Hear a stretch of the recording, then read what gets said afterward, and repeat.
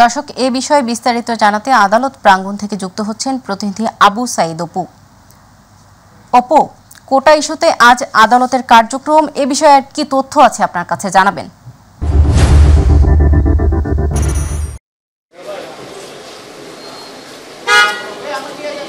সৌদা, আপনাকে ধন্যবাদ। আপনার মাধ্যমে আসলে দর্শকদেরকে জানাতে হয়, আপনি জানেন যে গত 8 দিন ধরে কিন্তু যে কোটা চলমান যে কোটা বিরোধী আন্দোলন, সেই আন্দোলন কিন্তু অব্যাহত রয়েছে এবং ছাত্রছাত্রীরা আসলে গতকালকেও থেকে হুঁশিয়ারি দিয়েছিলেন। তাদের যে দাবি দাওয়াগুলো ছিল, সেই দাবি দাওয়ার মধ্যে কিন্তু একটা বিষয় স্পষ্ট ছিল যে আসলে তারা যেন তাদের যে দাবি দেওয়া ছিল, সেই দাবি দেওয়া যতক্ষণ না পূরণ না হবে ততক্ষণ পর্যন্ত কিন্তু আসলে এই জায়গাগুলোতে থেকে আসলে তারা সরে আসবে না। তবে এর মধ্যে থেকে সাধারণ দুজন শিক্ষার্থী, আপনি ইতিমধ্যেই জেনেছেন, ঢাকা সাংবাদিক ইউনিয়নের সভাপতি এবং আরেকজন সাধারণ শিক্ষার্থী, তারা আসলে আবেদন করেছেন এবং আবেদনের প্রেক্ষিতে কিন্তু যে আপিল বিভাগ রয়েছেন তারা পূর্ণাঙ্গ বেঞ্চ কালকে একটি রায় তারা দেবেন এবং এই রায় দেওয়ার ফলে কিন্তু কিছুক্ষণ আগে যে আবেদনকারী আইনজীবী মঞ্জুর মোর্শেদ, তিনি আসলে আমাদের সাথে এসে কথা বলেছিলেন।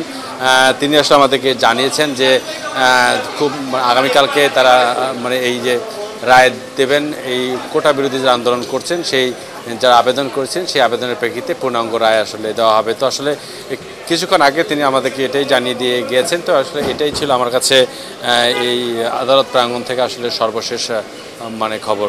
তো সৌদা, এটাই ছিল আমার কাছে সর্বশেষ।